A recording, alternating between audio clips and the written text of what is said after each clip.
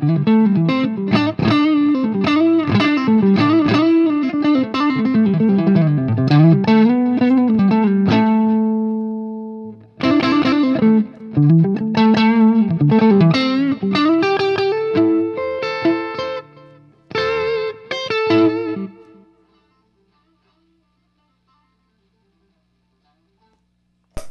check, check. 1, 2. All right, everybody. How are you?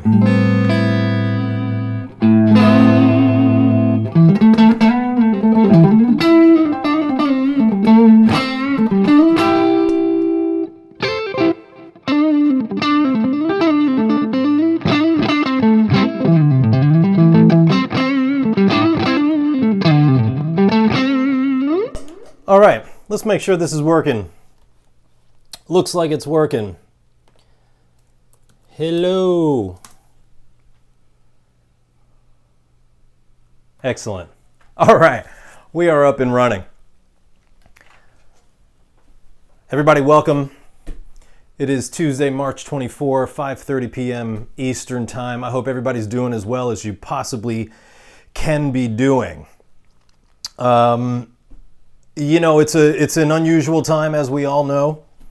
In the world, we're all hopefully doing our part, staying in, flattening out this virus so that it goes away and we can resume life as we know it better than ever. Okay? Lance, how are you? Martin, Rodri, Diego, Corwin. I'm going to try and keep my eye on the chat also, but you know, this is a one-man operation here, so forgive me if I miss any comments or questions you have. Just retype them for me, please, please, please. Again, there's a lot of people staying inside. Musicians have a hard go of it right now because gigs canceled, clinics canceled, all sorts of stuff canceled. But again, the human race, we shift, we adapt. So we're doing online things like this. I wanted to jump on here and just share with you a lesson. You know, I don't even like the word lesson. Shared knowledge. Let's put it that way. If you're an absolute beginner, an intermediate player, an advanced pro, you still might get something out of this. The topic is going to be how do we learn scales as easy as possible. And I have a system that I've always used for learning scales that made everything very quick and easy for me. There are some prerequisites and we're going to get into all that. I'm just going to give it here just a second for people to start coming in here. Again, I'm going to keep my eye on the chat here. Sean, Mike, hey, how's everybody doing? Hollywood actress, I don't know who you are, but yo to you as well. Everything seems to be running fine. Voice is good. You can hear the guitar.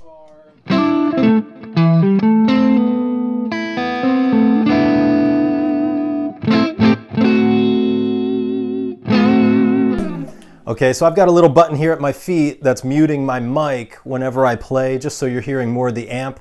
Before we get started here, I'm playing a PRS Silver Sky.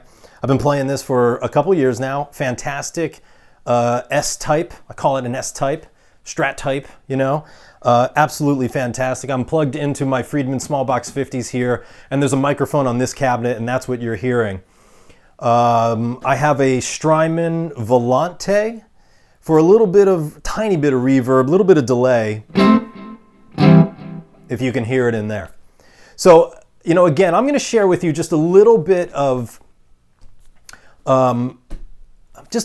information that I thought might be helpful to everybody staying at home right now, trying to pass the time as best as possible, as productive as possible.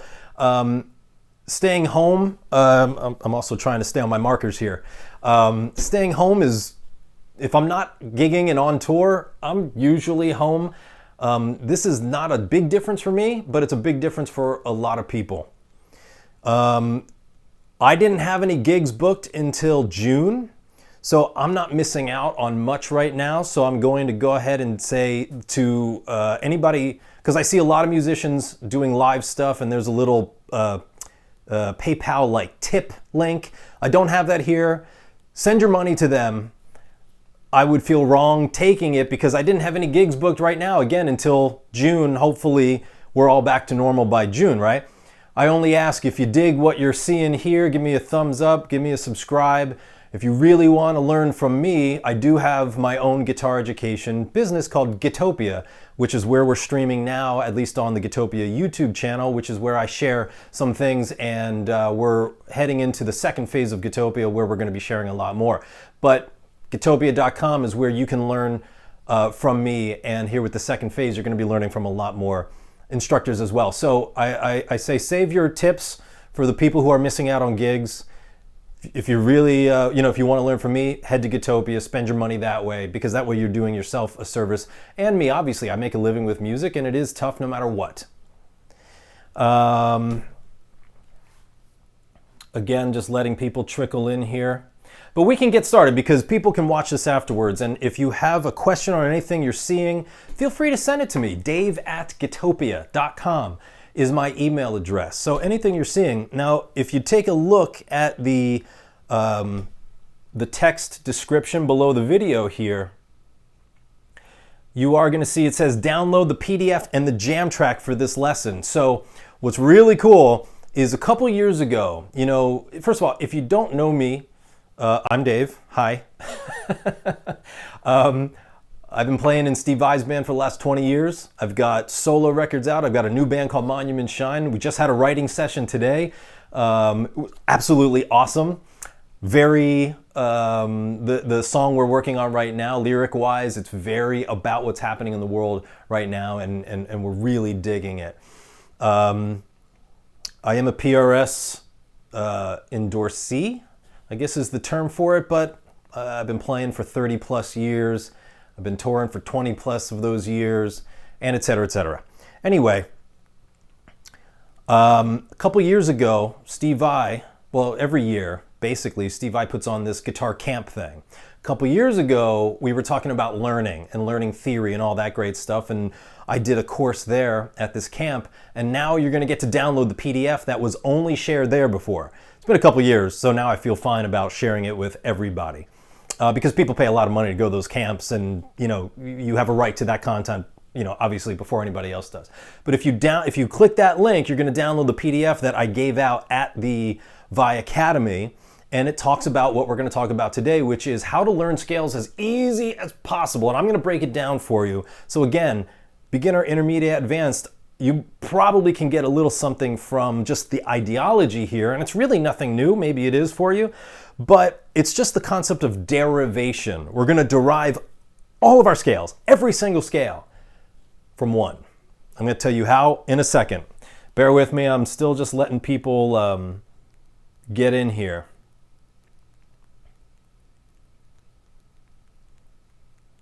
Okay. Scales, every single scale. Okay. Just wanted to pop the volume on there real quick, make sure that everything is sounding good. If you have an issue with the guitar, the voice, something like that, try and just post up a little thing and I'll try and fix it. But I've been doing streaming, for a long time. I've been doing videos, online lessons since, I don't even know when, early 2000s. This is nothing new for me. This guy was at Vai Academy 5.0. It was awesome. Was that last year? I think that was last year, right up in New York. That one was a really awesome camp. That was a lot of fun. Hey, Kurt, Chris, I see some Guitopians here in our chat, and those are the people that I call that are part of Guitopia. Awesome people, awesome people. A lot of dedicated guitar players here, even if it's not your profession. This is a passion of ours, and that's why I love sharing these kind of ideas, because if it can help you gain some perspective and just launch you forward in your learning, that's what's important. Because again, we're going to talk about scales today and how to learn it, but that's not the point. That's not the point here. The point is to make music, but you need a vocabulary to make that music. That vocabulary is not a scale, but it's made up of notes of a scale, and it's made up of the mood of your scales. That's all they're there for. That's all theory is for, to provide more creative options. Just like technique. Technique should be known as a synonym for style. Technique's purpose is to play the notes with a certain style. right? Hammer-ons, pull-offs, slides, sweeping, tapping, legato, all of that stuff, that's style. It's not about technique, it's about how you're treating notes. So these are all things to help us serve this purpose, which is playing music, right? Okay, let's dive in. Let's dive in. If you have not downloaded the PDF, go ahead and do it because you're going to want to follow along with me, and I'm going to get my PDF happening right here as well. Okay. This says learning the essential scales through derivation. And that's what we're really going to focus on, the essentials, the beginner stuff mostly, because that's really your foundation. If you're not familiar with classification, I'm going to give you my classification of theory, scales in particular, that I use just to break it apart for different levels, just for a better perspective of where everybody is. The beginner scales, there's 6 of them. There's major and minor pentatonic, and major and minor blues. And then the intermediate scales would be the modes of those parent scales, and there's really only one parent scale, and that's your perspective, major or minor. We're going to come back to that in a second, but you have the modes, and then the more advanced stuff. And by the time you get there, it's not advanced. It's nothing that is going to really trick you up at all. But that would be melodic and harmonic minor and their modes, and the symmetrical scales like diminished and whole tone. I almost want to put them a little bit more into the intermediate because they're awesome and they're really great to use in a lot of different situations. But just a broad overview of where I'm coming from with kind of classification, and you can take from that what you will and decide where you are in that path. But we're going to start from the beginning. Unfortunately, my chat is covered here by my PDF. So let me try and rearrange this here real quick so I can keep my eye on the chat. Okay, so on page 1, it says the beginner scales, the 6 beginner scales: major, minor, pentatonic, major, and minor blues. So here you see the arrows, and now we're going to start talking about this derivation. But the first thing we have to talk about is, where does it all come from? And this is a chicken or the egg. Which came first? Did a chicken come first and lay that egg, or was there an egg that hatched into a chicken and then there we go? Nobody knows. Nobody will ever know. Believe what you want. It doesn't really matter. Major or minor? One is the chicken, one is the egg. You really only have to know one. But because scales, at least in my world, are thought about as a mood, you know, and I say that because if you play, you know, if we stand here and we play, let's say, A minor.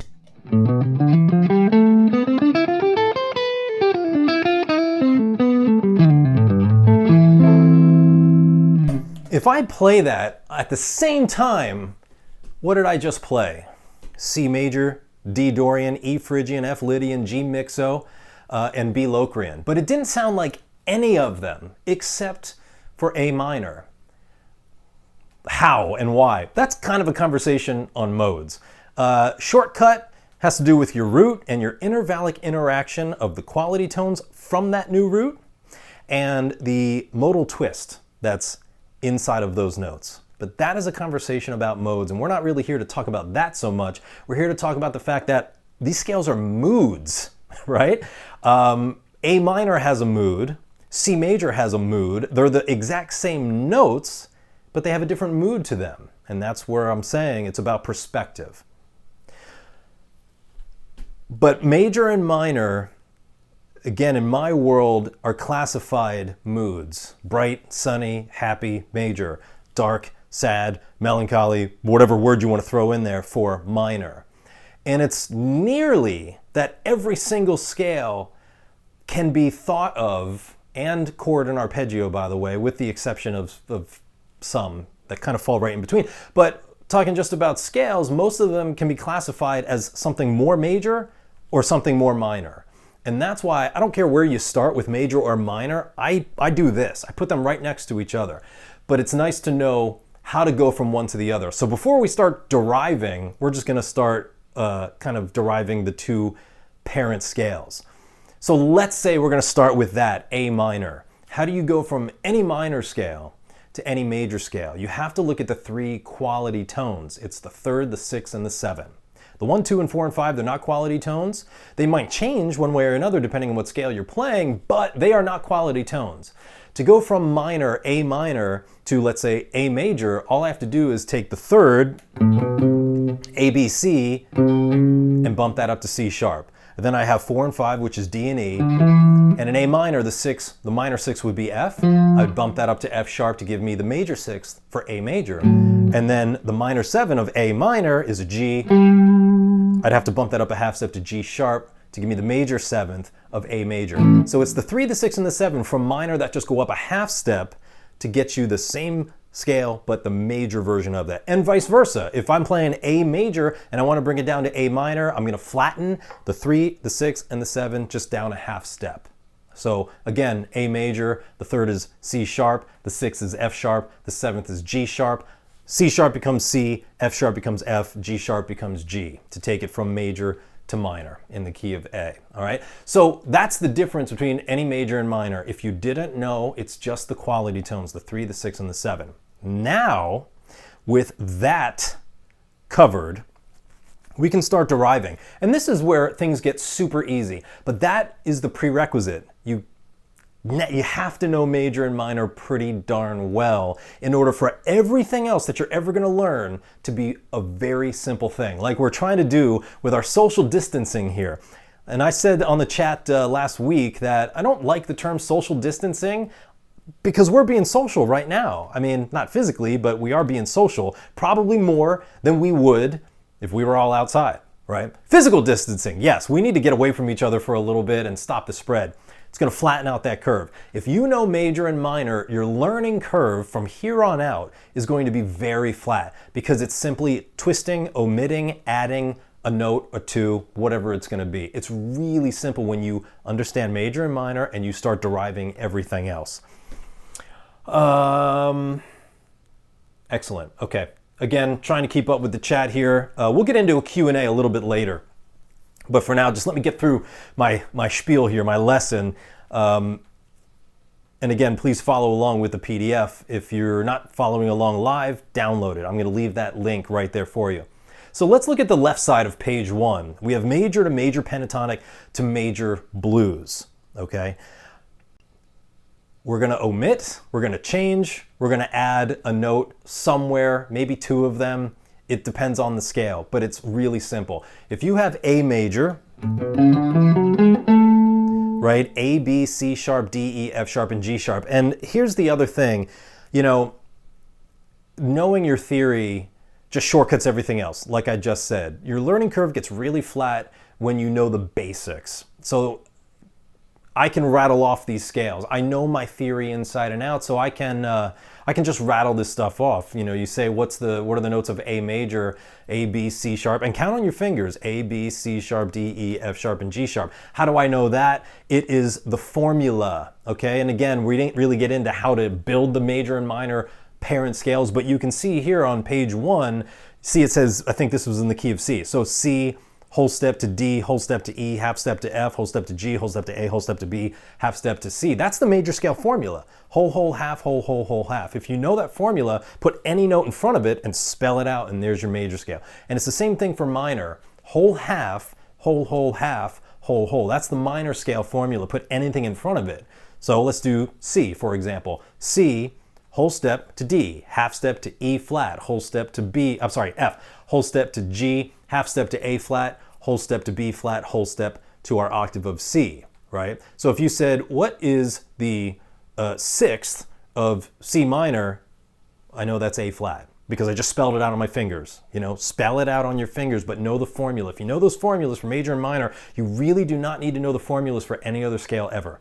And it's because of this method of derivation that you don't really need to know any other formulas. You have to know what to omit or change or add, but you don't really need to know the other formulas, just the parent scales there. Whole, whole, half, whole, whole, whole, half, whole, half, whole, whole, half, whole, whole. Major and minor, okay? That's step 1. Get that down, and you're gonna make it really easy to learn everything else. So back to our page 1 here. Major to major pentatonic. All you have to do, again, well, why don't we just work in C here? Sorry, I started in A. We're going to come back to A because I'm going to show you how to practice all this over a jam track, and the jam track is in A.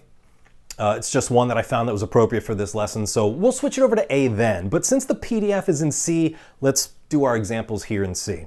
So C major, all the white keys on a piano, C, D, E, F, G, A, and B. Why is it those notes? Again, the major scale formula. From C, between your first and second, I need that whole step. That's D. Between 2 and 3, I need that whole step. That's E. Between 3 and 4, I need that half step. That's F. Between 4 and 5, I need a whole step. That's G. Between 5 and 6, I need a whole step. That's A. Between 6 and 7, I need a whole step. That's B. From 7 to 8, I need that half step.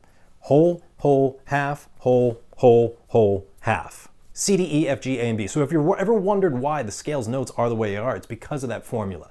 So to go from major, C major, to C major pentatonic, right?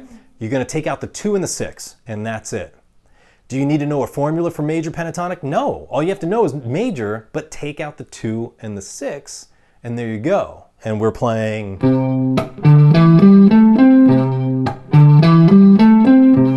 That line from My Girl is the scale verbatim. It's just done with a nice little rhythm, very simple, but that's C major pentatonic. Take out the 2 and the 6 from major, and you're going to derive major pentatonic, okay? So those notes, if we omit the 2 and the 6, we've got C, D, E, G, and A. The 1, the 2, the 3, the 5, and the 6, right? I'm sorry, I said 6, that's wrong. You take out the 7, it's sitting right in front of me, and I know it ridiculously. Take out the 2, take out the 7, my apologies. C, D, E, and then we've got G and A. That's your major pentatonic. I apologize. Glad I caught that. I'm trying to fly through here because this can get quite lengthy.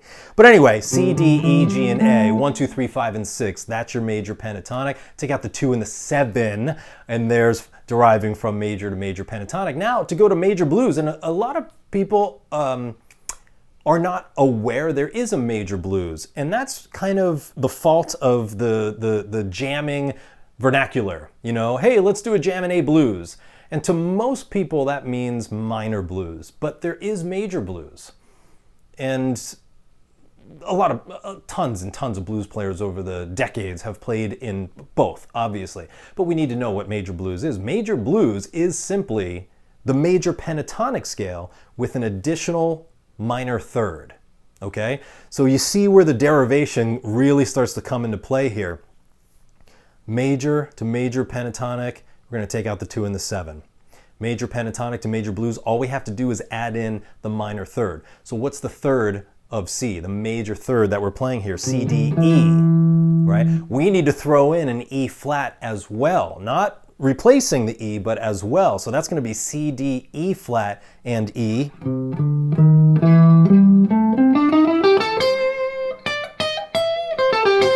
Right, you've heard that sound, a million times, like.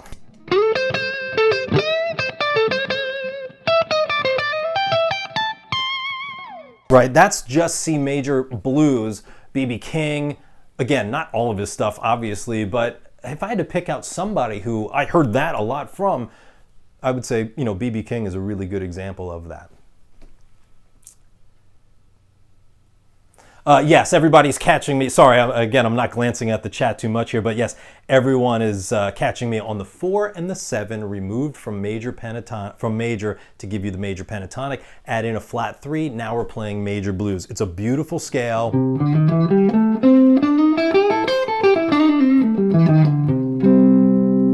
It's very nice. So there's deriving the 3 beginner major scales. And we are going to talk how to derive the modes as well. And we'll do harmonic and melodic minor. Let's switch over to the minor. Again, the minor scale formula, whole, half, whole, half, whole. It's the same formula as major, it's just starting on the 6th of major, okay? That's why we have relatives like C major and A minor. They share the exact same notes. That's why all the modes share all the same notes given one parent. But it's just a different order. Whole, half, whole, half, whole. So if we put C in front of that, we need a whole step to D, half step to E flat, whole step to F, whole step to G, half step to A flat, whole step to B flat, and whole step to our octave. So again, spelling it out in your fingers, that's how you can kind of memorize the C minor scale. Now to go from minor to minor pentatonic, which is the scale that a lot of people start with, but I encourage people to start with minor instead of minor pentatonic. Yes, it's 2 more notes, but it's not that big a deal, just because of the habit of deriving every other scale from your parent scales. So the minor pentatonic scale is where you're going to take out the 2 and the 6. Okay, so if we're playing C, D, E flat, F, G, A flat, B flat, and C, we're going to take out the second note, which is D. So we're going to go straight from C to E flat. 1 to the minor third. Then we have the 4 and the 5. We have F and G. We're going to take out A flat. There's no 6 in minor pentatonic. We're going to go straight to the minor 7.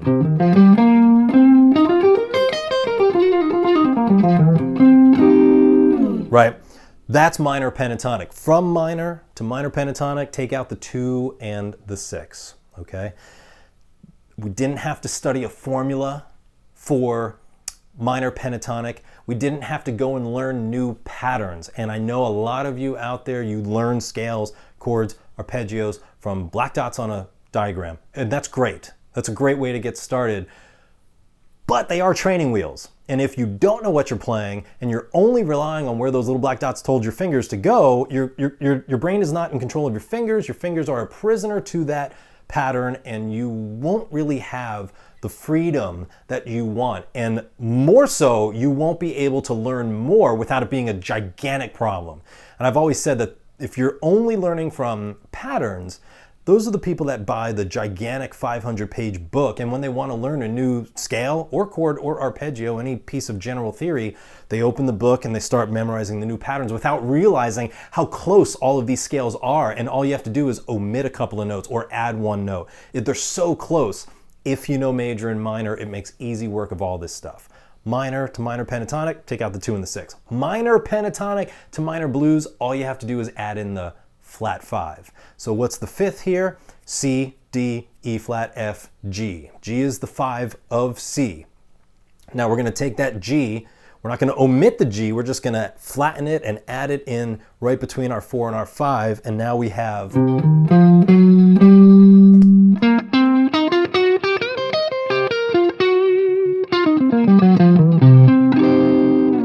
Right, we have our classic bluesy... We have our classic bluesy type of sound. So minor to minor pentatonic, take out the 2 and the 6. Minor pentatonic to minor blues, just add in the flat 5. You see how easy that is? We just went through our 6 beginner scales like that in a matter of minutes, even with a mistake. Wendell says, I'm lost, but I still love it. Wendell, if you've got a question, now's the time to ask it, because I can clear it up for you. But yes, if you have a question, just ask it. Great stuff. Thanks so much. You're very welcome. We're going to keep moving forward here. Now, what I would do, again, my suggestion when you're learning any piece of theory, because you got to remember that this theory is not hard. Technique on the guitar is not hard. Nothing in life is really hard. Understand it conceptually, which is really the quickest and shortest part of really anything. And I would say more people, including myself, learn better from doing. And so even if you don't really understand the theory right now, but if you have this PDF in front of you and you can look at your fretboard, by the way, huge prerequisite to making all of this as quick as possible is right here, knowing your fretboard. And this will tie into what I was about to say about how to practice these scales. Repetition, mass repetition. You want to get good at technique? Mass repetition. You want to get good at memorizing these scales? Mass repetition. You want to get good at your fretboard? Mass repetition. Mass repetition of what? Well, if you want to learn the fretboard, my absolute beginner students, I say, let's just take A through G, the first 7 letters of the alphabet that you've been saying since you were a little kid. Learn your open strings. Learn the intervals of those 7 natural notes. The intervals being A to B, what is that? That's a whole step. B to C, that's a half step. C to D, D to E, both whole steps. E to F is the only other naturally occurring half step. And then you have F to G and G back to A. Those are whole steps. So you just have to know which ones of these. I know I'm flying through this stuff. Again, we could stand here for the next 12 hours to go over all this. I'm just trying to make it as clear and quick as possible, just so you have a nice overview of how to learn this stuff. Just learn those intervals. Now we can put it on the fretboard. Start with the low E string. And I just said E to F is a half step, F to G is a whole step, G to A is a whole step, A to B is a whole step, B to C is a half step, C to D is a whole step, D back to E is a whole step. Whole step means 2 frets, half step means 1 fret. If you know that, that is the key to unlock this, right? E, half step to F, whole step to G, whole step to A, whole step to B, half step to C, whole step to D, whole step to E. Do not stop at your 12th fret, where everyone seems to think they've done enough by stopping at the 12th fret, and then they wonder why they can't do anything up here. You have to keep going. The good thing is that the open strings of the 12th fret is 1 octave, and then past the 12th fret is just a copy of this just up here. This is a 22 fret guitar. I mean, if you have something like these that are 24 frets, or a Strat that's 21 frets, you go up as high as you can, right? E, half step to F, whole step to G, whole step to A, whole step to B, half step to C, whole step to D. That's as high as I can go here on this PRS. Now what I'm doing is playing the note, but I'm saying it. When your brain opens your mouth and tells your eyes and fingers what is happening, you will get it into your system exponentially faster, exponentially better. Now we do have to go backwards though. And this is where things slow down a little bit at first, you know, because we don't practice the alphabet backwards usually, but, you know, go ahead and do it. Let me switch over to this angle. Okay, so let me get up here a little bit. There we go. D, C, B, A, G, F, E, D, C, B, A, G, F, E. That's that string. The next string, A, B, C, D, E, F, G, A, B, C, D, E, F, G, F, E, D, C, B, A, G, F, E, D, C, B, A, D, E, F, G, A, B, C, D, E, F, G, A, B, C, B, A, G, F, E, D, C, B, A, G, F, E, D, G, A, B, C, and so on. Play and say your natural notes up and down each string once per day. Once per day, that's not enough. Yes, it is, because the other key to learning all of this stuff is consistency. That means doing it every day.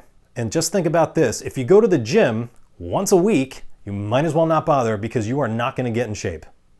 If you go 3 times a week, pretty good. If you go every day, think how quickly you're going to get in shape. And that's what we have to do here. Trust the process, as we say here in Philly. Because of the Sixers, if you don't know, Joel Embiid. That's his nickname, the process. Anyway, we say that. Once per day is fantastic. Once per day is exponentially better than skipping a day.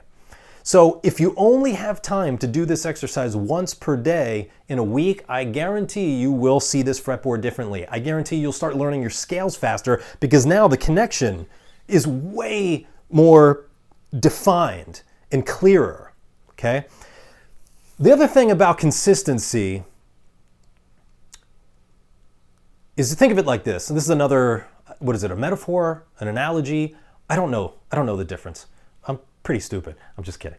But you walk through a field of tall grass once per day. And the Guitopians here are tired of me saying this, because I say it all the time, but it's a really good one. So you're going to want to tuck this away to pass on to others. You walk through a field of tall grass once per day without trying. Guess what happens? The path is created by simply walking through that field. You didn't try, you put no effort into it, you just did it. Consistency, every day. And that is actually what happens in your brain. The neurons, these little pathways, the more you do something, you learn something new, and the more you keep doing it, they connect, and then it grows. And it helps that pathway get traveled, let's say, much faster and better. And that's what's going to happen. Listen, if you can do this 50 times a day, yeah, you're going to know it much better, much faster, but it's not realistic. Real world, we got other things to do. But once per day, if you want to get good, there's no shortcuts, there's no secrets. You just have to do whatever you're trying to do, you just have to do it once per day. Consistency and saying this theory out loud is going to get you where you want to be really quickly, okay? So, back to these scales. I would do the exact same thing. You know, I don't care how you learn this stuff. Patterns are great.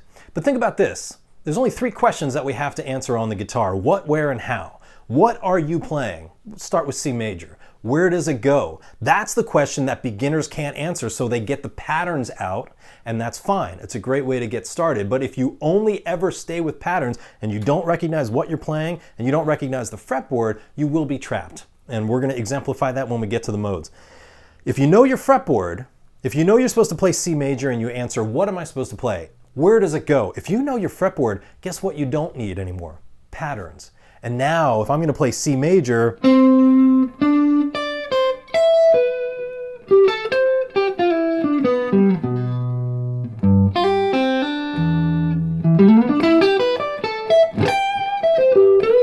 I'm playing C major. I'm obviously not conforming to some pattern because I know this. I know the fretboard. But to get started, go ahead and use the 5 patterns of the cage system or 7 patterns of a 3-note per string system. At Guitopia, we use the 5 pattern system, the cage system, just because it's 5 patterns. And it's an octave-based learning platform in which you're going to put all of your chords and arpeggios in anyway. So it's a great way to do it, but it doesn't matter because any pattern, they should be looked at as training wheels. They should be looked at as crutches. They should be looked at as a stepping stone to get to the other side, which is simply to answer what and where. And then the final one, that's all 1%. The final 99% is, you know, starting to play, put some musicality into it. That's for another conversation, but that's just some more perspective for you. So, 5 patterns, both octaves. What I will ask you to do is play it once. Just play the patterns all the way up. That's a pattern for a C major, you know, 6-string root.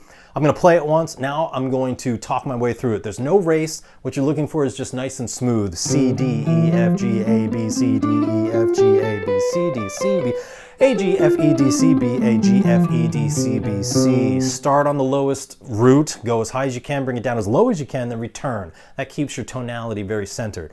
It's not a race, though. Just make sure that it's happening nice and smooth, right?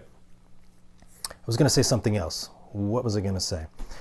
I was going to say you can get really forensic with this stuff. So if I'm saying C, D, E, F, G, A, B, C, fine. But I could say, all right, C is on the 8th fret of my E string. D is on the 10th fret of my E string. E is on the 9th fret of my A string.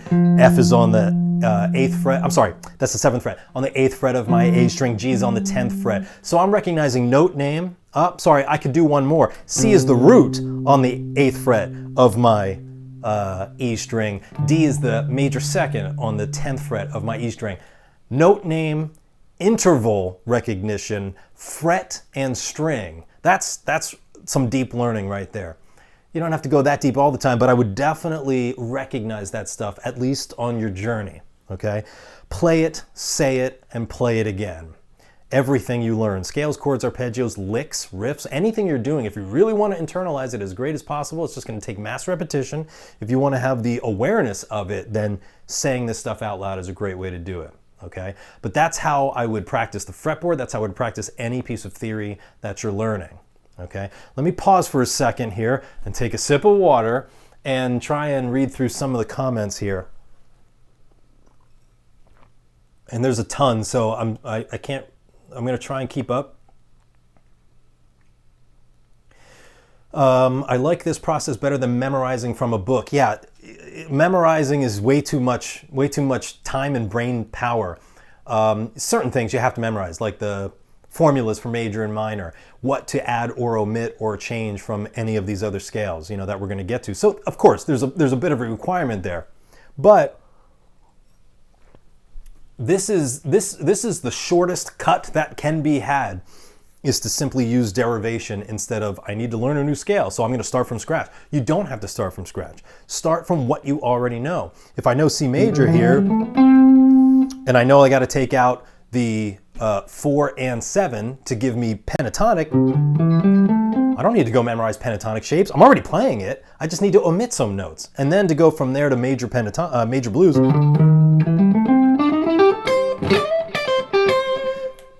Starting to play. It sounds great, right? That's the shortest cut that there possibly could be. We'll leave it at that.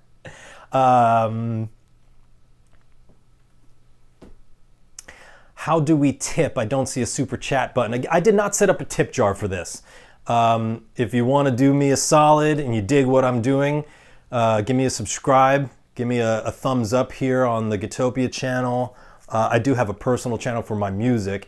But head over to Guitopia. There's a 30-day no-risk trial. Yes, you have to sign up. You'd have to give your credit card or PayPal or whatever it is. But you can try it for 30 days. By the 30th day, if you're not digging it, just hit cancel. It will instruct you to send in an email, to give you the email, send an email. Because we don't know if you want to cancel and continue for the paid-for term, or if you said, I'm done with the trial period, blah, blah, blah. You got to email and say what you want to do there. And we'll give you your money back. As long as it's within that 30 days, you're good. But just go check out Guitopia. All this stuff that I teach and my ideology, my philosophy for all this stuff, because I hate wasting time. So my philosophy as far as learning that I pass on through, the lessons and such, it's about getting these answers as quick as possible. No giant book and memorizing stuff. You got to put the work in at the beginning, but it will pay off for the rest of your life. Guaranteed. But I appreciate the thought of a tip. I really do. Dave, my biggest challenge is knowing when a mode or scale outside the pentatonic will sound good. For example, best time to use Dorian. You got to start studying modes at that point. Because, again, if you're playing C major, you're already playing D Dorian. But why doesn't it sound like Dorian? That's the musical situation helping to dictate that. So you need to learn where to use this stuff, which is what you're asking, but you'll start to harmonize the scale. And I'm hesitant to even go into this because harmonizing a scale means let's take D Dorian and build a chord off of each of those scale degrees, and you can put together a progression like that and play over it with D Dorian, and it will sound more D Dorian, but that's not quite it. The musical situation will never 100% help you sound like a mode. You have to understand the platform of a mode, and we're going to get into modes here as briefly as we can. Platform meaning, is this more of a major sound or a minor sound? And then what is the modal twist? And let me exploit that. Long story short, anytime you're playing a one minor to 4 major or dominant of any kind, that's Dorian. So if I'm playing A minor,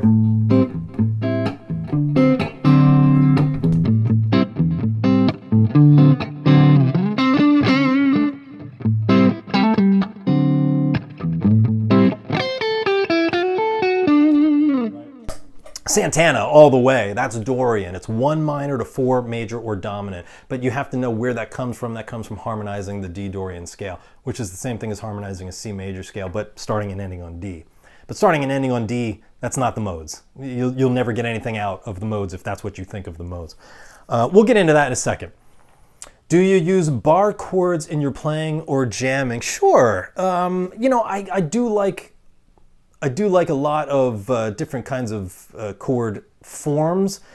Bar chords are not like the end-all be-all, especially if you've got keys, bass. I don't need to be chugging on a big 6-string root bar chord. I might play the middle of it, or some form of it. It depends on the situation. If the situation calls for a big, full chord, then sure, I'll use a whole bar chord, but I prefer more implied chords and have the keys and the bass kind of fill in the lower end. So that's all C sharp minor there.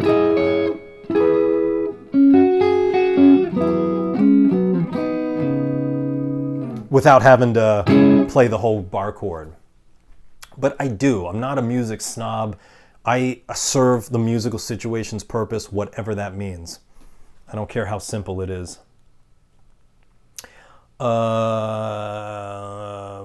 Hey, Will. Do you think of the note name, number, or both when playing the scale? I mean, when I'm actually playing music, I'm not really thinking of that at all. I'm really focused on that final question: how can we make this as musical as possible? And that's the musical elements: rhythm, phrasing, timing, feel, time feel. Any technique I'm adding to these notes as style, attitude, conviction that's going into it. But I can focus on that more, and I think anybody can, no matter what level you are, you should be focusing on that. But again, knowing the notes, if I'm going to play A Dorian, I got to know where that F sharp is. If I'm going to play A Dorian, you got to know your fretboard, and you have to know what note to hit if you want to make a certain sound happen. So yes, recognition is a big factor in some of these things. It's not going to make you a great player to know theory, but it will give you way more options.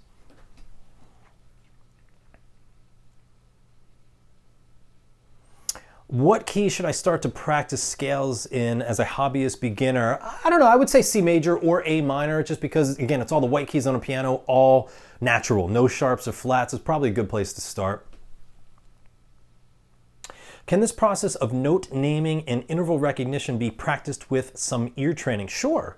Sing the notes. C, D, E, F, G, A, B, C. And I'm not the best singer ever, not even remotely a decent singer, but you can sing the notes, or you could hit C, D, E, F, G, A, B, B, C, right? You can get that help from your guitar, but you can try and do some ear training while you're recognizing notes and pitch and interval, and you could go 1, 3, 5. You could change those intervals around. It's great ear training. Okay, let's proceed, shall we? So that's the starting point. Major and minor, know those formulas. Then know how to get to the pentatonics, know how to get to the blues. And you can read that there on page 1. Let's go to page 2, where we're going to talk about the modes of the major scale. Dave, we'll answer one more question here before we continue. I've always been confused on the many ways to learn music theory. Can you explain how the Nashville numbering system relates to that? The Nashville numbering system simply means if you had a chart and it said 1, 4, 5, let's say that means the first chord in your harmonized scale, the fourth chord in your harmonized scale, the fifth chord in your harmonized scale. And they do that a lot because a singer might come into the studio and say, all right, this progression is a 1, 4, 5 in C. Great. Every musician there needs to know what that means. There's nobody in a studio situation in Nashville, or most studio session situations, that doesn't know what that means. So that would be a C, that'd be an F, and that'd be a G. But let's say that singer that day, voice isn't really on par, so they're going to do it down a half step. So they're going to say, all right, 1, 4, 5 down a half step. So that means a 1, 4, 5 in B now.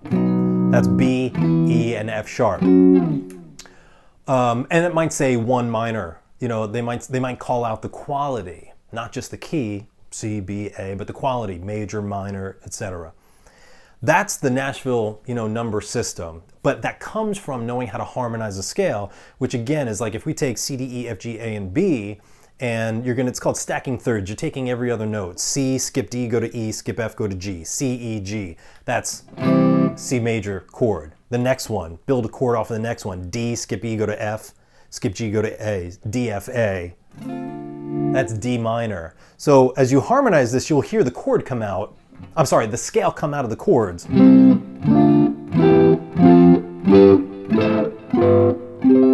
Right, you just heard.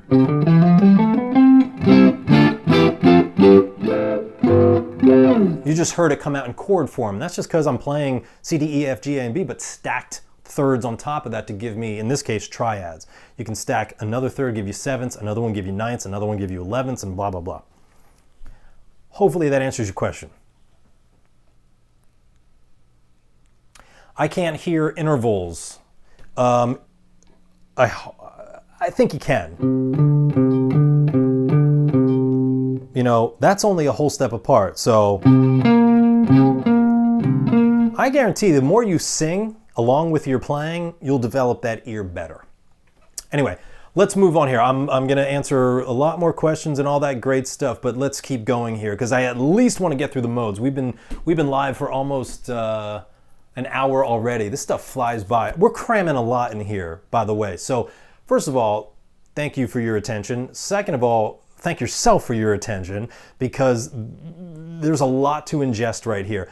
I'm throwing it all out here. This isn't meant for one little section. I'm just trying to give you a broad and good overview of how to learn these scales as easy as possible. And as we move here to the modes, I'm still going to refer back to saying you got to know your parent scales, okay? And this really comes into play when you want to start playing with modes. So now at the top there it says the major modes, and underneath that it says the minor modes.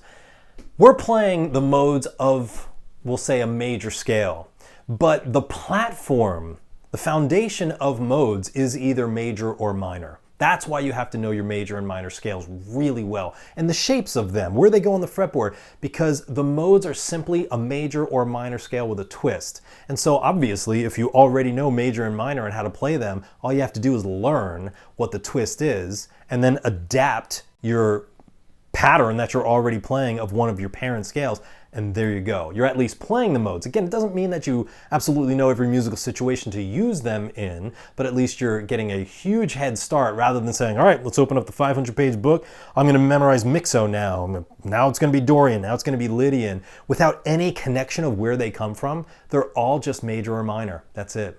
That's why that's the prerequisite. You got to know major and minor. So I broke them down into the major platform modes and the minor platform modes. Let's go through it here. Despite how this PDF is laid out here, we're going to go in order. Well, no. I'm going to stick with the PDF now that I'm thinking about it. I did that for a reason. So if we say major, C, D, E, F, G, A, B, C. Okay, there's our major scale. Now, the next mode is Dorian, the next mode is Phrygian, the next mode is Lydian, the next mode is Mixo, and then Aeolian and Locrian. But we're going to do it this way. Lydian is a major scale, C, D, E, F, G, A, and B. Lydian is that major scale, but with a sharp 4. Conversation over. That's Lydian.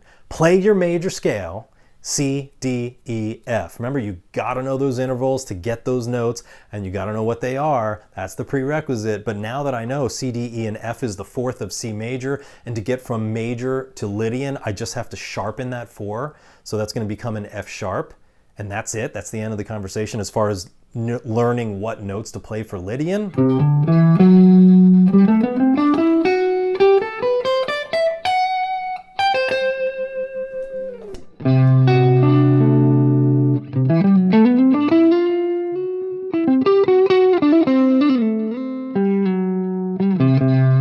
So you hear how it's still major, and why is it still major? You have to look at the intervals.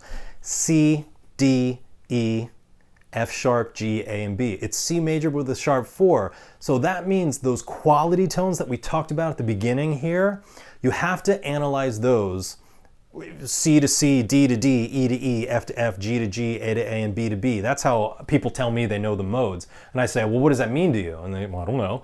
So this is how to answer that. If you take C major and you go C to C, D to D, E to E. Now we're staying in the key of C here. You have to analyze these intervals and recognize the quality tones and determine if they are major or minor or a combination of both. And if they're all one or the other, then what's the twist? And Lydian is a great example of that. So C major with a sharp 4 is C, D, E, F sharp, G, A, B, and C. I've said that a few times now. Remember, repetition is how this gets into the system. So I'm doing it on purpose. C, D, that's our major second. Then we have E. Remember, the quality tones are only the 3, the 6, and the 7. So E is the major third of C. That means we're working towards the major world here, right? Then we have that F sharp. We'll skip that for now. We're going to go to G. That's the 5th of C. There's nothing different. A is the major 6th. That's 2, call it 2 points out of 3 that tell us this is a major scale. And then we have B. B is the major 7th of C. So that's all 3 quality tones are major quality tones. That is definitively telling us that this is a major scale. So C to C, D to D, E to E, off of that new root, you have to analyze it like this. The second off of that new root, the third off of that new root, the fourth, the fifth, the sixth, and the seventh, what are they? Particularly, you have to look at the 3, 6, and 7 to determine, are these major or minor? Is this a major or minor foundation? So Lydian, because our 3, 6, and 7 are all major, Lydian is a major scale.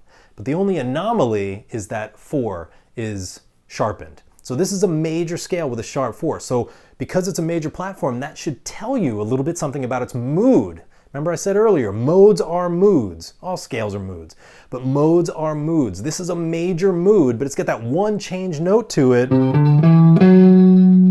and that makes it sound different from our standard major scale.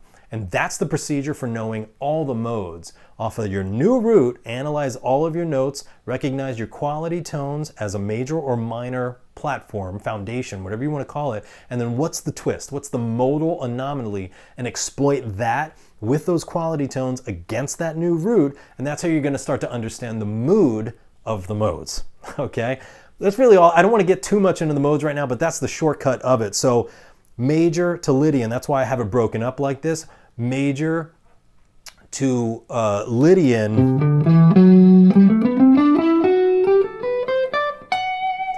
If you already know major, just tweak the 4, bring it up a half step. Now you're playing a sharp 4, and now you're playing Lydian. That's at least going to get you started with what Lydian should be sounding like. And the other one that's there in our major section is Mixolydian, and that's because, again, long story short, if we analyze from this new root in the key of C, if we analyze C to D, and again, long story short, mixo is a major scale because the 3 and the 6 are major, but the 7th has been flattened. So this is a major scale with a minor 7. A minor 7 just like you would find in minor pentatonic or minor blues.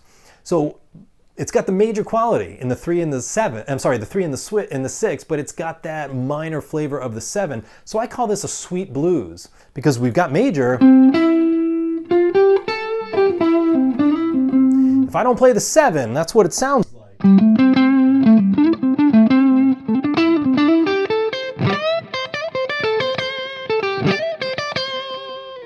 It sounds like major pentatonic. You know, I could throw in some of the other notes, but it sounds like major pentatonic. But as soon as I throw in the minor 7,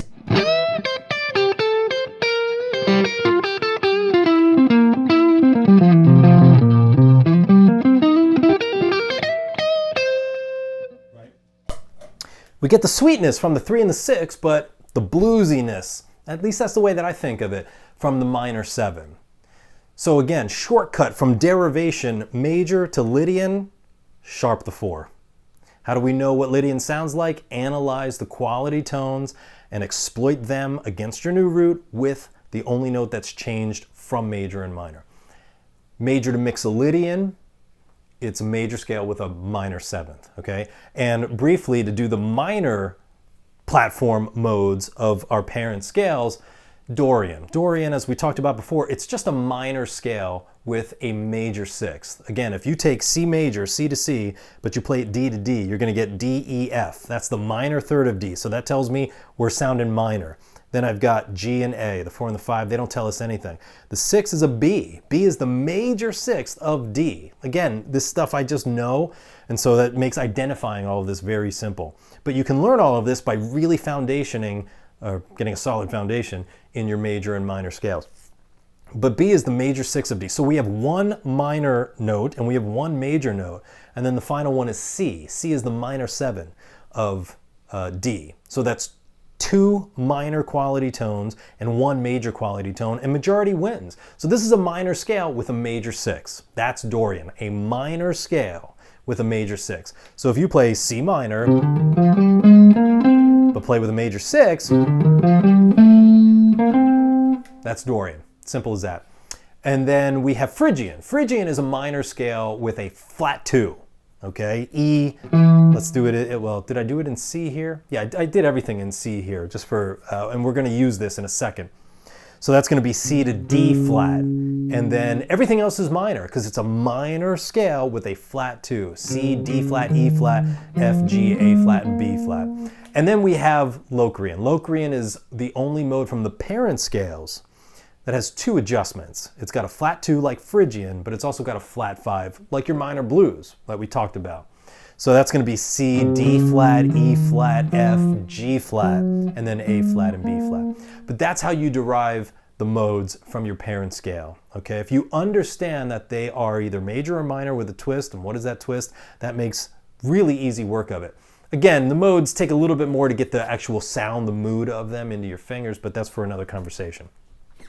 Okay, that's where we're going to stop as far as deriving. The PDF goes on to other things, and feel free, obviously, to adventure forward, proceed forward, and hopefully some of this kind of clears up some questions moving forward. But I want to talk about how to practice this and get these sounds into your head and into your fingers. So what I've got here, again, underneath the video in the description, there's a link. And in that link, you download this PDF. You're also going to download a jam track from Guitopia. This is a jam track in A, and it's just octaves. So there's no quality. And these are fantastic jam tracks to practice all of your scales over, because there's nothing telling you quality, so you are going to imply the quality as you play over it. So let me give you a little demonstration of that.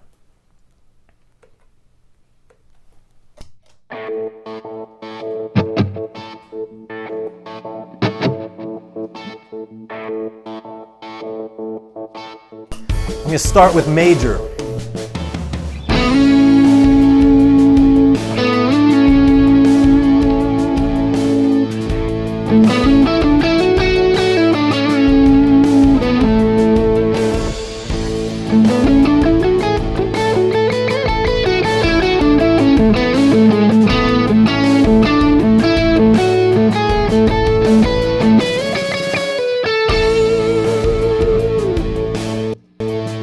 Now I'm going to pause real quick and just tell you what I'm doing. Again, I'm playing through major. I'm purposefully going to try to hang on to every note in that scale against that jam track. Again, that jam track is just giving you A octaves. It's just going something like that. But against that, I want to hear each of the intervals from these scales. It's a great way to get the differences in your head. Now what I'm going to do is go from major, I'm going to go through our beginner scales, major, major pentatonic, and major blues, and then I'm going to go to the major modes. I'm going to do Lydian and Mixolydian. Okay? Just nice and slow, because I really want to hear every interval from there against a harmonic situation, a musical situation. All right, here we go. So that was major. I'm going to go to major pentatonic.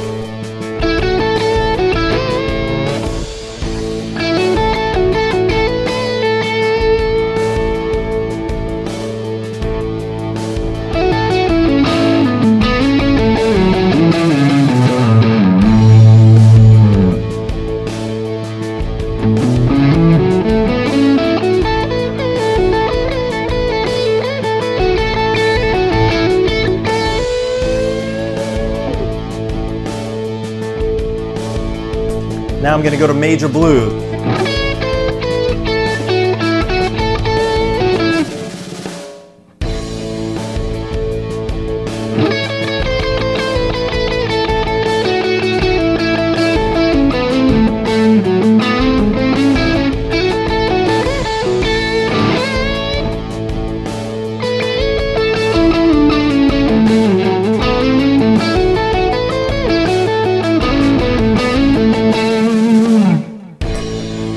Now I'm going to go to Lydian.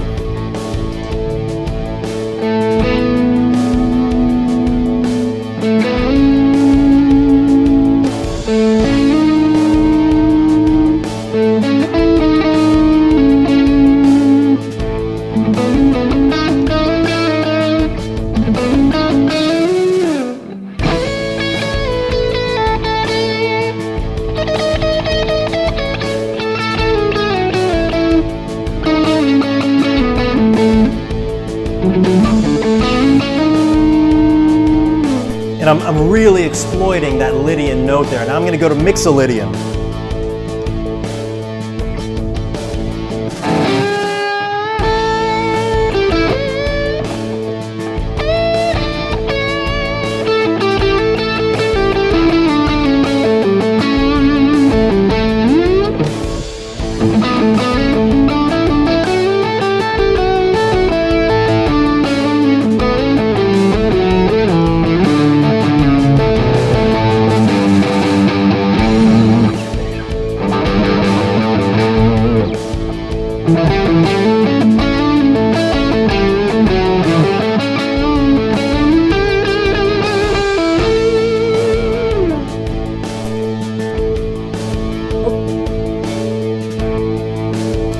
Okay, quick pause. Major, major pentatonic, major blues, Lydian, and Mixolydian. Those are the more major sounds from what we've been talking about today. Now I'm going to switch it over to minor. Okay, here we go. Let me just...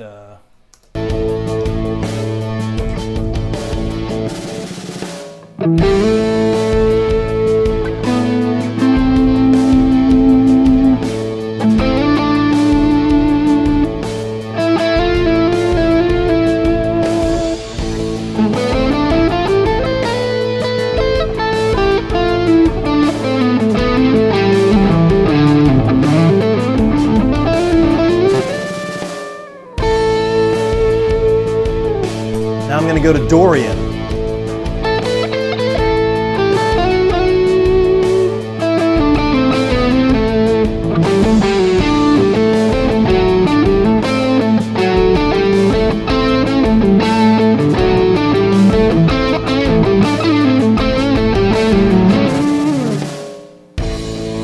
Now I'm going to go to Phrygian.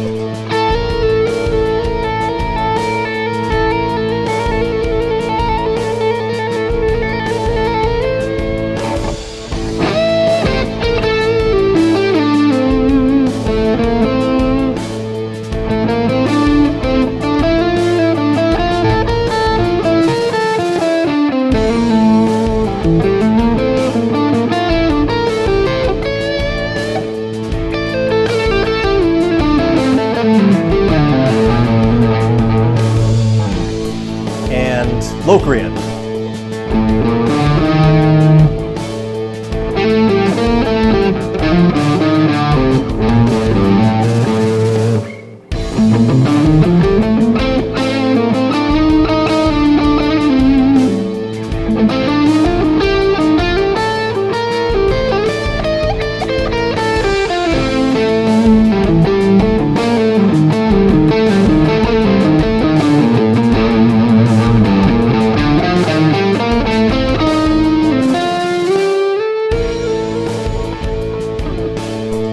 Okay, again, really simple. Try to keep it as simple as possible. Because again, what we're trying to do here is simply hear all of those intervals against the root. And that way, when you're practicing from one scale to another, you can hear the difference. You can hear that...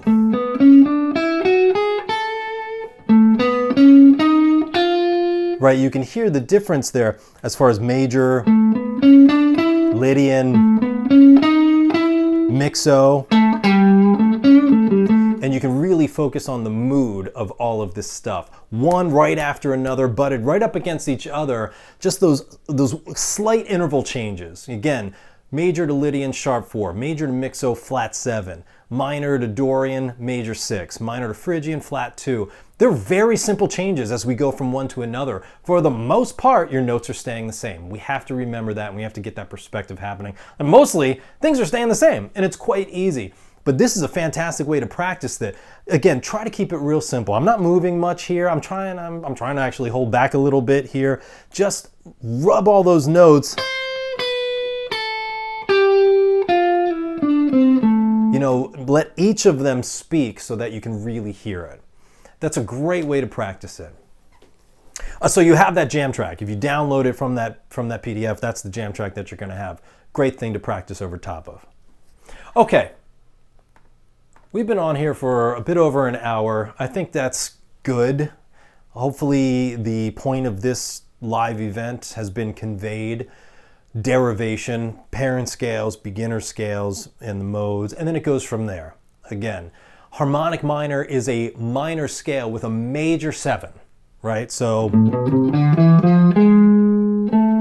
and melodic minor is actually more of a major scale than it is a minor scale. It's a minor third, but a major 6 and a major 7, right? We'll do some more live events, and we'll get into all that other stuff, you know, as time permits. But, you know, that's a great way to at least get started. You know, you want to have a very solid foundation with your neck and your parent scale so that you can start deriving, stop memorizing. The only thing you have to memorize is what are the notes? What are the twists?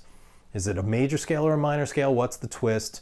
Where do I play it? And again, that's a bit of a different chat there.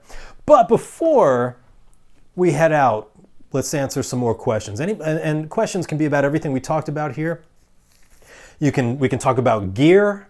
I just did a fantastic demo for my friends at Maxon Effects on the 6 OD 808s. If you like tube screamers, these are the original tube screamers, not Ibanez. Maxon OD 808.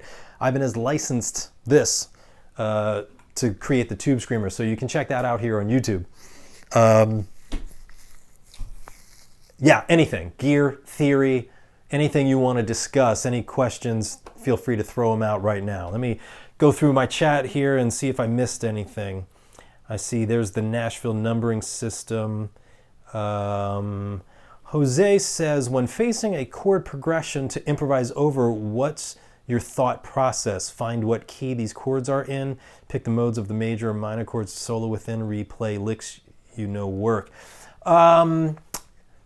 Yes, I mean, when I'm faced with a chord progression, the process is now reverse harmonizing the scale. Because when you harmonize the scale, you get the chords from it, right? When you're given chords, you have to put them back into a scale. And you have to do that very quickly. You know, again, depending on the jam situation or the studio situation, whatever it is, you want to do it as fast as possible. But you're going to find, oh yes, all of these chords are from the same harmonized scale. And on Guitopia, there are sections going deep into harmonizing both the major scale and the minor scale. And part of every lesson is I give you a progression and we figure it out together where it came from to work on this specific thing. And this is a question that comes up all the time.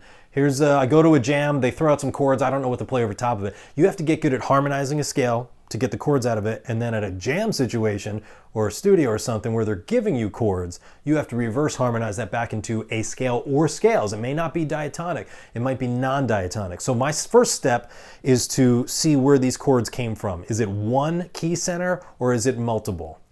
Then I'll figure out what to do over top of it.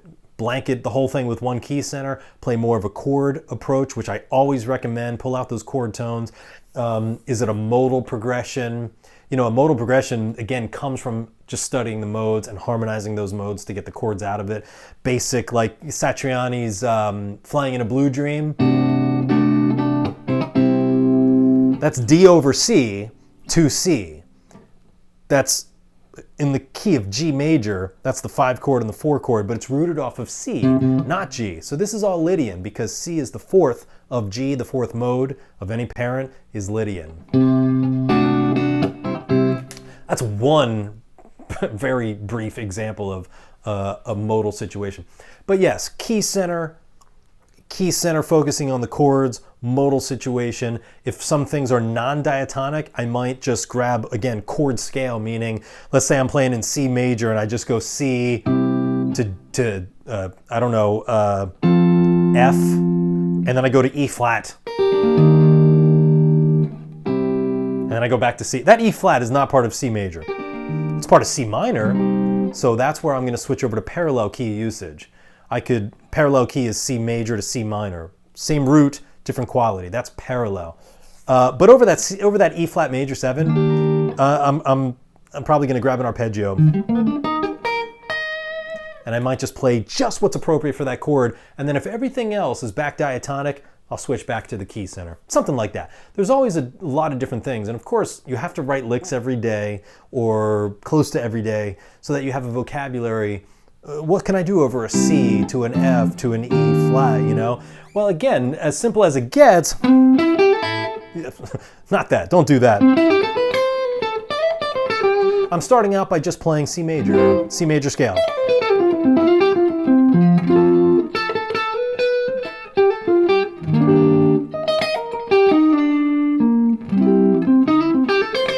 You know, again, over that E flat, I switched over to just an E flat major 7 arpeggio.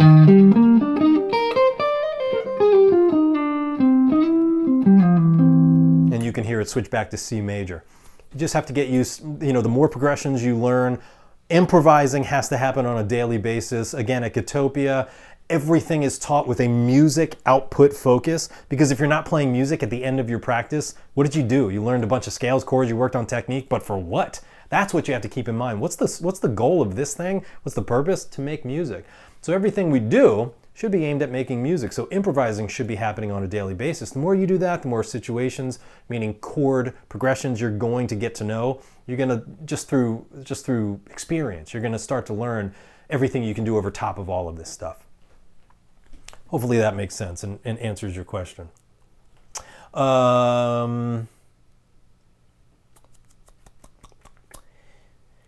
That was really good, Dave. What you said about stacking made sense to me, and I am not great. Awesome. I'm glad it makes sense to you. I try, there's so much to go over. So this is a big class right here, let's say, because we're talking about a lot of stuff. I would never put all of this into one lesson. It's way too much. I'm more of a, let's just do a bite size, one thing at a time. This is a very broad overview of the learning process. But I'm glad you get it, for sure. How to write a Lydian progression, for example. Again, you have to understand, what is the sound of Lydian? Lydian sounds like, to me and most people, it's major, but with this ethereal kind of ambient thing. And that's because the first 4 steps are whole steps. 1 to 2, let's say 3 steps. 1 to 2 is a whole step. 2 to 3 is a whole step. 3 to 4, that sharp 4, that's a whole step. So you get that kind of sound in it. And again, if you harmonized, let's say a C Lydian scale, you're going to get C major, you're going to get D major. So even if you just take those 2 chords, 2 major chords a whole step apart, and you're rooting, meaning you're basing your key center around the lower of those 2 chords, that's Lydian.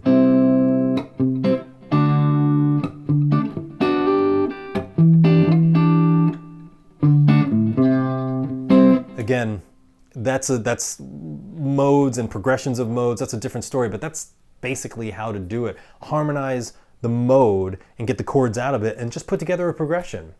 And the example I gave, like Satriani's Flying in a Blue Dream, that's just one example of a Lydian situation. Again, what you can also do is remember that Lydian is a major scale with a sharp 4. So play any major chord and put a sharp 4 in it.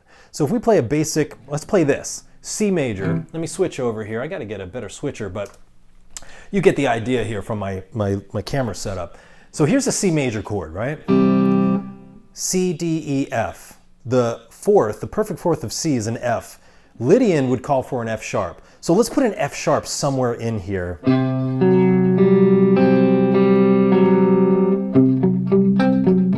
Right? So instead of playing a C major triad, I'm now playing a sus sharp 11. I don't even know if that's actually a chord, but I know that I'm replacing my 3rd with a sharp 11. Or I could put the 3rd up here, the major 3rd, the E. Let's put that up there. So we're playing an add sharp 11. Oops, sorry. That sounds pretty crappy, but it's a basic idea. The point is, major with a sharp 11. Take any major chord and sharp the 4 in it. And now we could do that. We could do...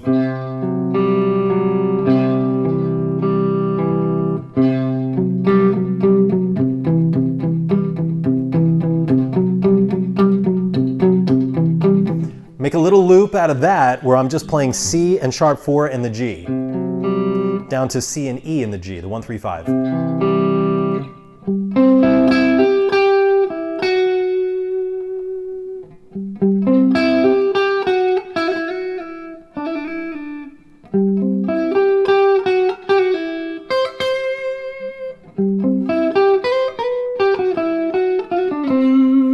Stuff like that where I'm improvising in C Lydian, but Lydian is a major scale with a sharp 4, so take a major chord and put a sharp 4 in it. Now you're getting into Lydian.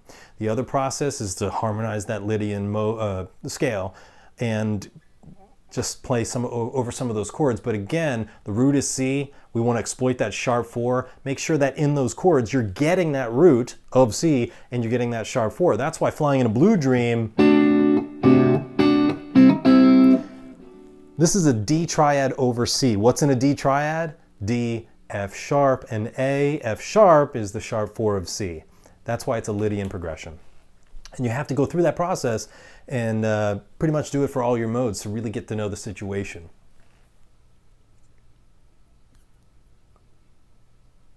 Is there a specific lesson write-up about quality tones? This is the first I've heard of them, and I'd like to read and internalize this.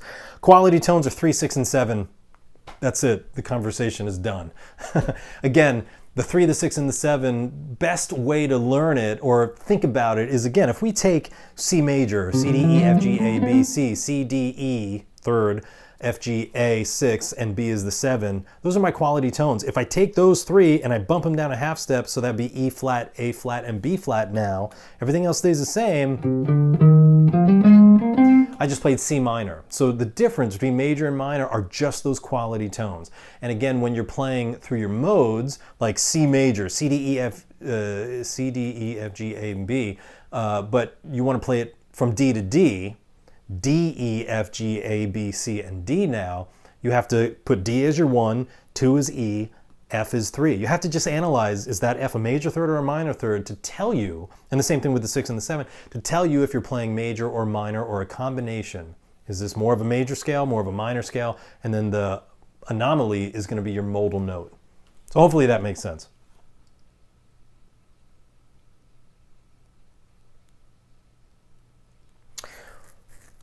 I'm just trying to get through and see if there's the questions. I appreciate all the comments, though. Graham says, awesome lesson. Some real great stuff to think about. I appreciate it, Graham. Thank you. Wendell says, the scale derivation PDF seems to be more simple breakdown from what I have seen elsewhere. I'm going to practice this all over the weekend. Greatly appreciate it. Again, I like things to be real simple. So I've spent a lot of time to try and make the whole learning philosophy for me as simple as possible so I can understand it as best as possible. So I can spend more time outputting and making music than trying to struggle through theory. I think I've done a good job over it because I've been teaching for decades at this point. I've been playing for 33 years. I think I've been teaching for 27 of those years. And I've been through all of it, schools and books and various teachers and etc. I think I've tried to shortcut everything as much as possible, and this PDF hopefully is a good example, and I'm glad that you feel the same. Mike, you're welcome. East Lothian Guitar Lessons. This has been a great day. Oh, you're welcome. I appreciate it. Thanks for hanging out. Eric, thanks for hanging out, bud. The Guitar Path course inside Guitopia covers harmonizing scales. Chris is a Guitopian. He knows about it. Reverse harmonizing the scale, love that as a concept. I found that once, managed to do it, playing becomes easier. It does. All this stuff, again, theory isn't going to make you a good player. That's why you can see little kids who don't know much, but they've been told to make the faces, and for good reason, and just play with a lot of conviction, because this is a tool for emotion. So when you see a blues person or somebody just going,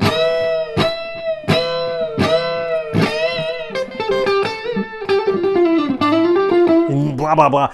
But the portions of it where you're really connected and emoting, that's what matters. And again, theory just gives you more choices and musical situations to emote over. Technique gives you more physical way to emote, etc. It's just emoting. Make the faces, get really into it. I couldn't imagine watching a musician who's just sitting there straight-faced. That's why symphonies, reading music, no expression. I can't watch it. I can appreciate it, but the only guy up there to watch is the conductor. That's the only person emoting. Everybody else, what am I going to have for dinner? I'm generalizing, of course.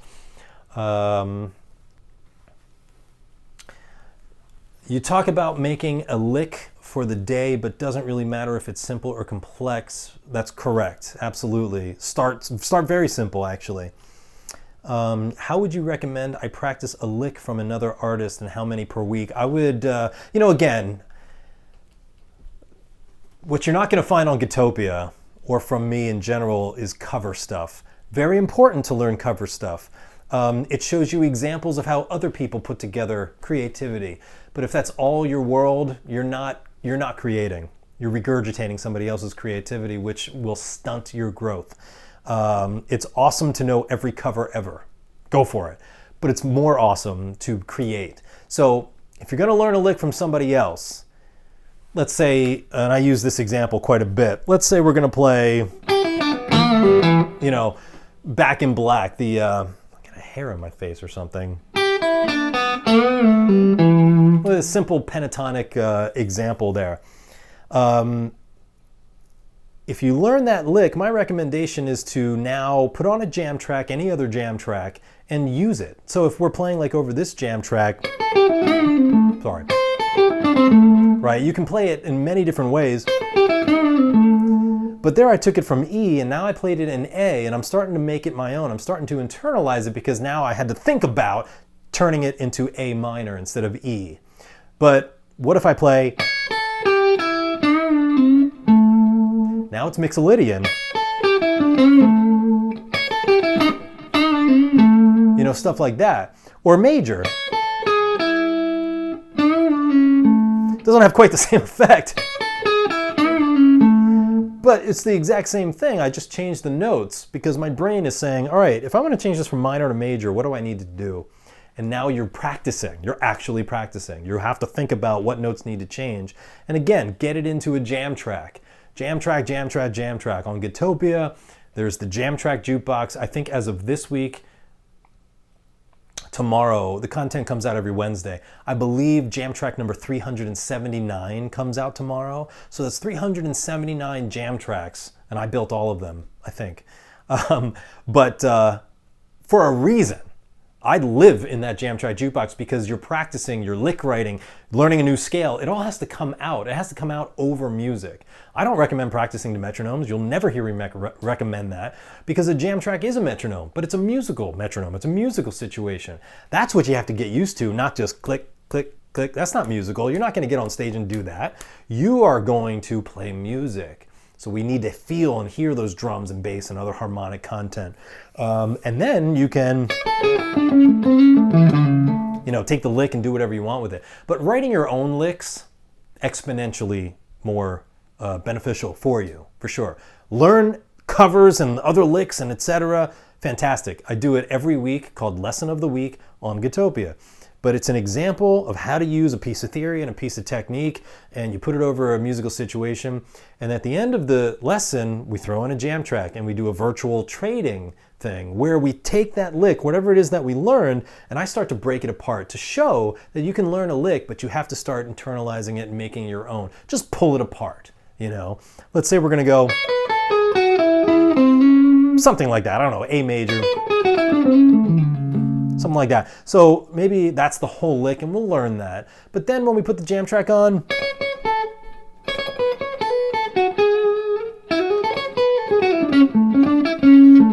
I'm taking the lick, but now I'm breaking it apart. And I'm just kind of singing in my head. The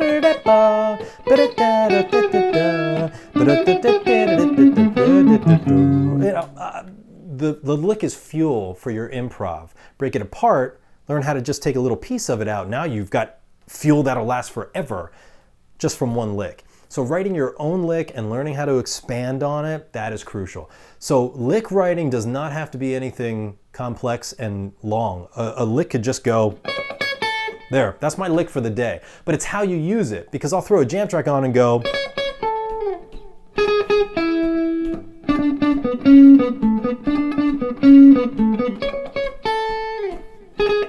and now all I'm doing is turning it into a motif. A motif is a repeated rhythmic and melodic idea at its very core essence, right? So if I'm going, that's the lick I wrote, let's take it down a string set. Still playing an A major. Let's just take it down a string set. Take it down another string set. Or I don't care, it doesn't matter. Use just the notes of the scale. I'm playing an A major, ba-da-da-da, move it somewhere else.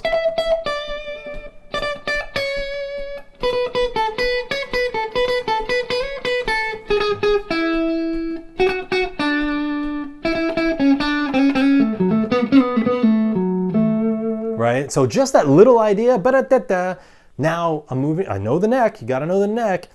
Just start moving it around, create a motif with it. So from one little idea that took a half a second to write, you can get a whole bunch of improv happening just from that one thing. So don't overestimate, do not underestimate simplicity, because you got to master the simple things first before you start kind of flying all over the place and doing all that kind of stuff. I hope that makes sense. Thanks for the lesson. One day maybe you can break down the blues shred in B flat blues you did the other day. That was killing. Oh, I appreciate that. It was all improv. It's just all improv. I just happened to put the camera up and hit record. Maybe one day. Thanks for doing this day. You definitely have given me a new way to study and apply scales. Awesome. That is awesome to hear. Great answer to my questions. Good pointers. Thank you. We'll check out Guitopia. Awesome. Are you taking the... I have no idea what that is. Oh, major, minor, minor, major, major, minor, diminished approach to your progressions when building them in modes. I mean, that's harmonizing the scale. If you harmonize a major scale, just in triads, you get major, minor, minor, major, major, minor, diminished. So that's a fantastic way to get started with songwriting. It's also a great way to reverse harmonize. So if you ever see a diminished chord, that's either the 7th of a major scale or the 2nd of a minor scale. You can identify and reverse harmonize from those kind of chords. Building progressions in the modes, yes. So if you harmonize major, minor, minor, major, major, minor, diminished, that's the major scale. If you harmonize Dorian, it's going to be the same thing, just starting from one chord over. So you could build a progression modally that way, but again, you build it more so from what the mood of the mode is. Like we built a major chord with a sharp 4, a sharp 11 above the octave. Because that's what Lydian is. It's a major scale with a sharp 4. I didn't harmonize the scale. I just said, let's take something major and put a sharp 4 in it. Now I'm really bringing out the mood of that flavor by building a harmonic piece of music. C major triad, but I'm going to put a sharp 4 in there. Right? Lydian all day. Understand the mood, the essence, the personality, the character of a scale, of a mode. Mode and scale, it's the same thing. Build your progression around that. This is probably the best music lesson I've ever had. Awesome, I appreciate that. So much makes sense now. I appreciate that. I appreciate your appreciation. Thank you, Dave. Now I have to go practice this over and over again. Yeah, remember, none of this is difficult. Don't get frustrated. Don't try to absorb everything we talked about. Just take one little piece and repetition. Repetition is the answer. There's no shortcuts. You got to put the time in. And if there's a silver lining out of the insanity of the world right now, it's that a lot of people are home and they have time. So you can kind of start putting this into your system. Some appropriate uses for whole tone and harmonic minor. Again, that's a whole nother discussion, but I'll give you a couple of very brief ones. Anytime you're playing a minor blues, the 5 chord, not always, but very often the 5 chord is going to be dominant. So if you have a minor blues in A minor, 4 chord is going to be D, right? D minor. Your 5 chord, if you harmonize minor, it should be E minor.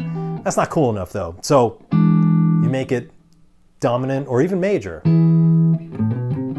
When you make that change from E minor to E major or dominant, you got to play a harmonic minor, because the 3rd of the 5 chord, and a lot of numbers, the 3rd of the 5 chord is major now, okay? That major 3rd is the major 7 of your key center. So that's going to be A, B, C, D, E, F, G sharp, and A. That's A harmonic minor. We're going to play A harmonic minor over the 5 chord and E major. Let's just call it a major. Most of the time it's dominant, but let's just call it a major. And what are the notes of that chord? E, G sharp, and B. So I can't play a G. I can't play A minor because the chord has this. You'd have a big clash there. So that's one area to use harmonic minor over the major or dominant 5 chord of a minor blues. Whole tone, I love using whole tone. Let's say I just have an A7 chord, a dominant chord. Nothing fancy about that. It's a 1 major third and a minor 7, but I love going.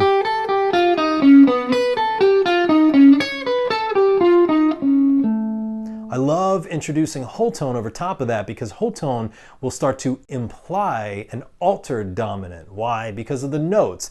A, B, C sharp, E flat, and E sharp, the sharp 5, but it's F. And then G.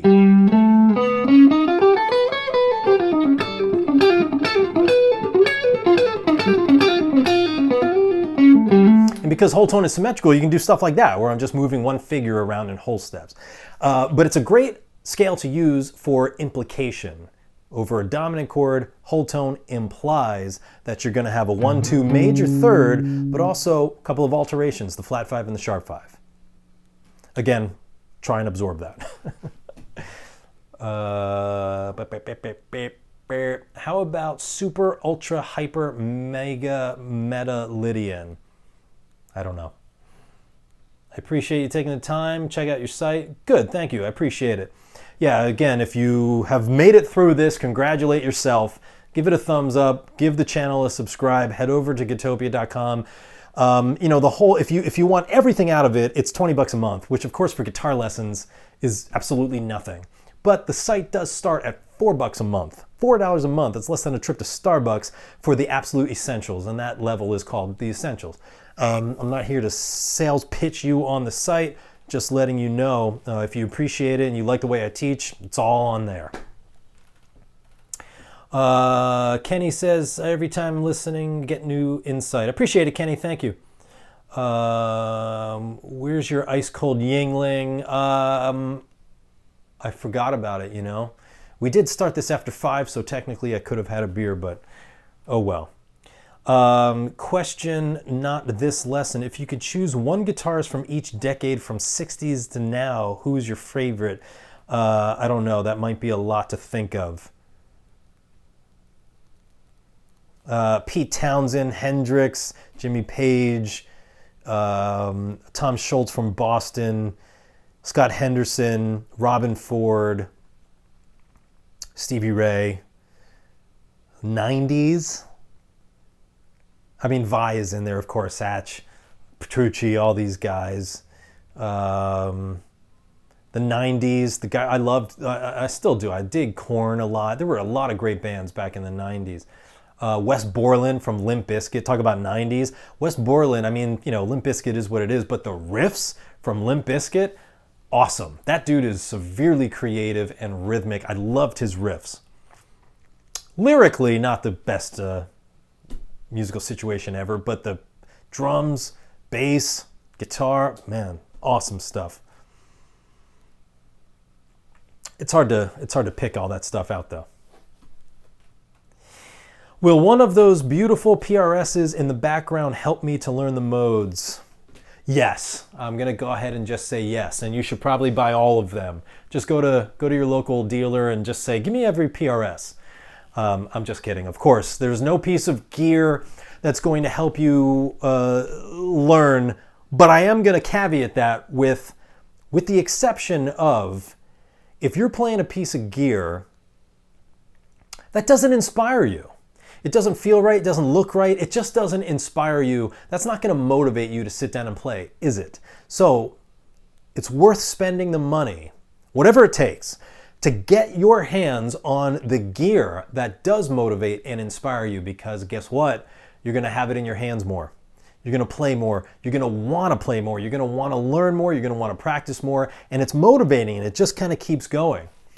So think about that. You know, while of course the answer is if you get one of these, is it going to help you learn?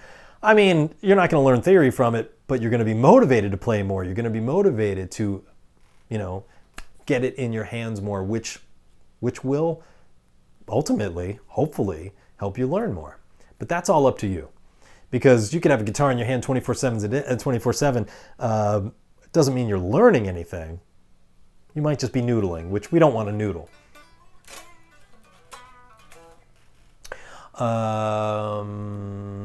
If it makes you want to pick it up and play, you'll get better. Absolutely. Absolutely. And I've got some of the guitars flat against the wall now, and some of them are still stacked up like this. And that's because I think I'm going to take all of this away and redo the wall and put them all flat. I need to redo the wall. I said this the other day in my chat, whenever that was, on Friday or something. It's because I blend in too much to the wall. So that's got to change.